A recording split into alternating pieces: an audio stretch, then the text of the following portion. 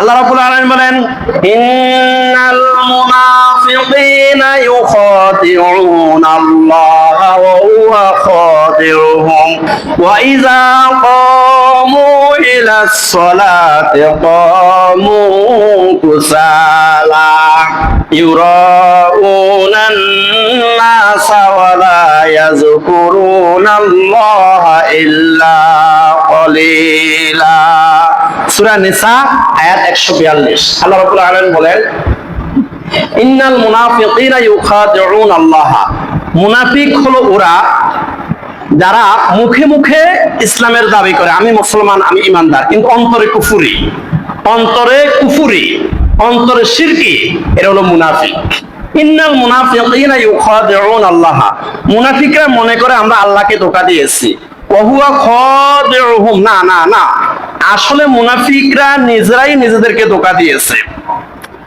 ওয়া ইযা ক্বামু ইলাস সালাতি ক্বামু কুসালা, মুনাফিকরা যখন নামাজে দাঁড়ায় তখন শৈথিল্যভাবে নামাজে দাঁড়ায়।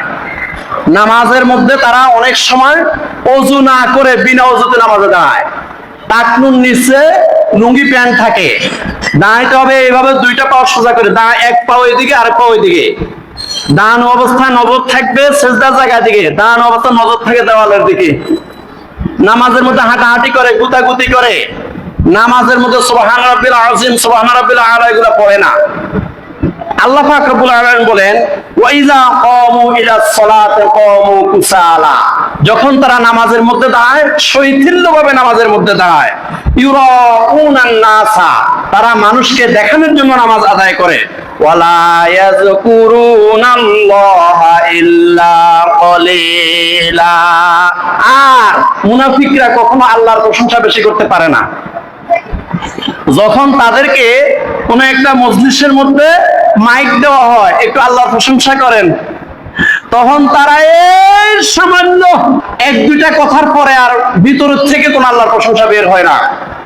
কিন্তু যদি কোনো গুনাহগারের প্রশংসা করতে দেয়, কোন পাপিষ্ঠ ব্যক্তির প্রশংসা করতে দেয়, দুনিয়ার লোভে, টাকার লোভে ঘন্টাকে ঘন্টা প্রশংসা করতে করতে মাইকের রক্ত বাইর করে দেয়, কিন্তু আল্লাহর প্রশংসা করতে পারে না। দেখেন আল্লাহ পাক বলতেছেন, লক্ষ লক্ষ বছর আগে আল্লাহ পাক রব্বুল আলামিন এই কথা এখানে উল্লেখ করে দিয়েছেন, ওয়ালা ইয়াযকুরুনাল্লাহা ইল্লা ক্বালিলা, সূরা নিসার 142 নম্বর আয়াত। যারা মুনাফিক তারা আল্লাহর প্রশংসা বেশি করতে পারে না, কিন্তু পাপিষ্ঠ ব্যক্তির প্রশংসা টাকার লোভে, দুনিয়ার লোভে ঘন্টাকে ঘন্টা তারা করতে পারে। আল্লাহর প্রশংসা তাদের মুখ দিয়ে আসে না। এখানে ওয়ালা ইয়াযকুরুনাল্লাহ, এই জিকির শব্দ দ্বারা বোঝা গেছে আল্লাহর প্রশংসা। তাহলে আল্লাহর প্রশংসা করাটাও জিকির।